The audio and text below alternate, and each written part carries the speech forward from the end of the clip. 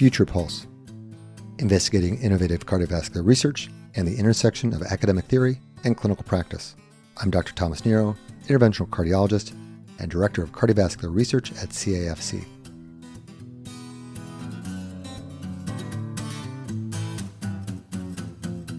Good morning. I have the pleasure of speaking with one of the great cardiovascular researchers working today, Dr. Paul Ridker.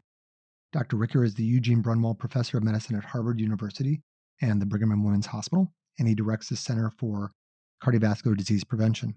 He has been at the forefront of what I believe is an extremely important area of cardiovascular research, coronary inflammation. Over the last 30 years, he developed high-sensitivity C-reactive protein as an important marker of inflammation and cardiovascular risk, and has been working on therapies to treat inflammation in order to improve cardiovascular outcomes. He recently published a pivotal paper regarding the role of hs-CRP and residual risk, and I've been a fan of his work since my early training in cardiology, and it's an honor to speak with you today. Tom, it's really a pleasure to be here. When we discuss cardiovascular risk, most of our patients are aware of the Framingham risk score, or at least some of their components, smoking, diabetes, etc. And especially they understand cholesterol and will most likely know about HDL and LDL cholesterol. Can you explain where inflammation sits with these other risk factors? Sure. So we've now known for 35, 40 years that in addition to the major risk factors, which remain very important, so we don't want our patients to smoke, blood pressure needs to be controlled, LDL cholesterol needs to be controlled. There is this second process that, broadly speaking, is inflammatory, the same way that you might get an ache or pain after going out for a long run. It's a different kind of inflammation, but it's an inflammation that affects the arteries directly. And that inflammatory process can be measured by a very simple blood test. That's called high-sensitivity C-reactive protein, or hs-CRP. And we've known for a long time now that hs-CRP predicts cardiovascular risk, with about as much fidelity as does blood pressure or cholesterol. So they all matter. Most patients who ultimately develop actual atherosclerotic events, heart attacks and strokes, have both this cholesterol process and the inflammatory process. What's new is that only in the last few years have we begun to measure the inflammation and learn that we can actually target the inflammation and lower it the same way we can lower cholesterol and lower blood pressure. When I'm sitting with a patient and trying to determine which therapies to use, I will use high-sensitivity CRP as a tiebreaker. They may not be using this marker really to its fullest potential. In one of your early studies, the Jupiter trial, it seems to indicate that patients, even with adequate lipid levels, may benefit from a statin if they have elevated high-sensitivity CRP. Well, that's right. So in primary prevention, by definition, groups of patients who have some risk factors for heart disease but haven't had a heart attack or stroke, we can prevent that first event by giving a statin, and we can give that to patients who have high cholesterol. But in our Jupiter trial, we showed you can give it to patients who have a high CRP and a low cholesterol, and they, if anything, get an even greater risk reduction. So you're right, Tom. I think patients with an elevated CRP and or an elevated cholesterol should talk to their physicians about taking a statin. How do you distinguish between CRP as a marker of inflammation and as a marker for cardiovascular risk? Or do you think that this is an important thing to distinguish? So we've learned over the years that almost all inflammatory disorders, and I think most patients are familiar with like psoriasis or rheumatoid arthritis or inflammatory bowel disease, and there's many of these types of disorders that are really autoimmune disorders. Every single one is associated with increased cardiovascular risk. That's important. It's telling us that this inflammation that we can measure with the high-sensitivity CRP is a signal that we're at risk. It's silent. We don't know it. It's silent the same way blood pressure is silent. It's silent the same way cholesterol is silent. We need to know about it. Our physician needs to know about it, and we need to address it directly. And again, I want to emphasize the most important first way to address a high CRP is eat well, exercise, stop smoking. All these things lower inflammation. They all lower cardiovascular risk. So we can reinforce very good basic primary care with this biomarker. But then there will be patients who, even after doing that, the levels are high. Those are ones where you might want to consider a statin. And in secondary prevention, patients who've had a prior heart attack, we now have drugs that directly target inflammation that lower the risk just as much, if not more, than lowering the cholesterol does. So it's a very exciting time. Are there any specific dietary recommendations that you would hear for patients who have elevated inflammation? Yeah, so Tom, I'm a simple preventive cardiologist. My view is if it grows on a farm, eat it. If it's wrapped in plastic, don't eat it. That's pretty much how I look at when I shop in the supermarket. I want to go for the fresh vegetables. I want to go with things that are green. I probably prefer fish over chicken, over steak in that order. But I also tell my patients, go ahead and cheat once in a while. Life is meant to be lived. If you want to go a vegan or vegetarian route, God bless you. But if you can just modify your diet away from a traditional American diet into a more farm-based local produce diet, I think you'll get about 85% of the way there.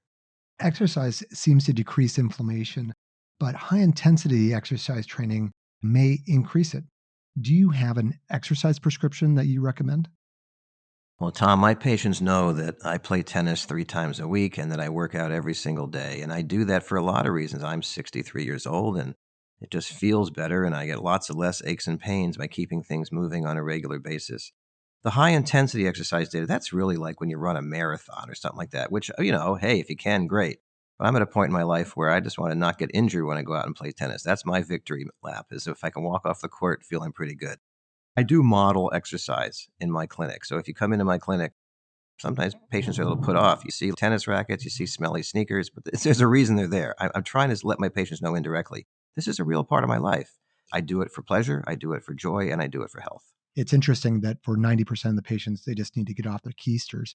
But there's this other portion of the patients that the extra exercise isn't necessarily going to improve things. Do you think this is a part of an inflammatory issue, or do you think that there's more to it that we have to figure out? Well, I actually think, and as you're well aware, there is this prothrombotic issue. In the Boston Marathon will be in a couple of weeks, and we always have this concern. There's been some argument, maybe everybody should take a baby aspirin before they run a marathon, that there is this kind of procoagulant, prothrombotic effect going on. It's very, very, very rare. And again, I think most people who are doing endurance or intense athletes, they're phenomenally fit people to begin with. So I tend not to worry about them very much, even though there's some rare events. I worry far more about my patients who haven't worked up a sweat since high school. I mean, these are the people who I really want to inspire to say, you don't have to do vigorous exercise, but just walk to work. I have a lot of patients who are high-powered businessmen downtown Boston. And they say, I don't have time for this. I say, yes, you do. Here's what you're going to do. You're going to give up your executive parking spot, and you're going to park 2 or 3 blocks away from work. And if you're on the 28th floor of the Hancock Tower, I want you to get off on the 23rd floor and walk the last 5 flights. There's ways of building this exercise into your day that gets you from being nothing to substantial without changing any time of the day. And I think that's the biggest place to start for these folks. Colchicine has been shown to be beneficial in some patients with coronary artery disease, presumably through its anti-inflammatory pathways. Do you believe we should be expanding the use of this therapy? I do. Patients who've had a prior heart attack, patients who've had a prior angioplasty or bypass surgery, you may want to talk to your physician about colchicine. Colchicine is a very inexpensive drug. It's been around for 75 years. It's an anti-inflammatory drug that has been proven now in 2 randomized, double-blind, placebo-controlled trials, our standard of care, to substantially lower cardiovascular risk. And many physicians are really not aware of that. It's not marketed by a major pharmaceutical company. So you may have to ask your physician about it. And if you happen to have an elevated CRP, it's even more effective. It's an inexpensive drug that you should ask your physician about and say, is it appropriate for me? I have patients who will come into my office taking turmeric or other supplements for their anti-inflammatory effects. How do you guide these patients? How do you speak to them about this? Well, actually, I like these patients because they've already incorporated the fundamental biologic principle. If they're doing it because they know about the inflammation, then they're 3/4 the way where I want them anyway. They're probably ahead of their physicians, by the way. It sounds to me like they really read about things. They understand where things are going. Whether turmeric itself is or isn't anti-inflammatory is a debatable issue. There certainly is some data suggesting that it probably is. It's not like it's been tested in clinical trials the way we would test other drugs. But my sense is my patients who come to me with that story, they're doing the other things I want already. If they're going that route, they're probably eating pretty well. They might be vegan, they might be vegetarian. They certainly have cut red meat out of their diets at that point. They're probably exercising, and I'm sure they don't smoke. So I'm actually pretty happy because these are patients who are already endorsing this healthy living approach. So I'm good with that. Many of those patients, I still might encourage, hey, I think even though I'm sympathetic to this worldview, you might still want to be on, say, a statin or maybe on colchicine. Why do I go down that road? Many people who are sort of in the health foods community also might be taking red yeast rice, which, is highly variable in its statin content. And it's kind of like saying, I believe in the biology, but I don't believe in the pharmaceutical. Well, that's okay. But I find red yeast rice to be so variable. And there's a recent study that I actually participated in where we saw no reduction in cholesterol at all with these supplements. So, I want to encourage people to eat well, think well. I think we as physicians have to respect everybody's worldview. That's part of our job. But I also probably will politely try to push these folks to think about statins if I think they need it. By the way, if they're well controlled and they're doing well, I'm not going to make them. This has been a wonderful discussion. Probably the most important takeaway for many of our patients is that in order to treat inflammation and to treat high sensitivity CRP, that it has to be tested first. Part of the limitation is that we're just not looking for it routinely. If you don't measure it, you can't really think about it and you can't treat it. So from a clinician's point of view, I would never treat someone's blood pressure without knowing their blood pressure. I would never treat someone's cholesterol without knowing their cholesterol level.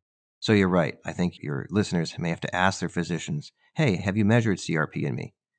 What's my inflammation like? Should I be worried about that inflammation?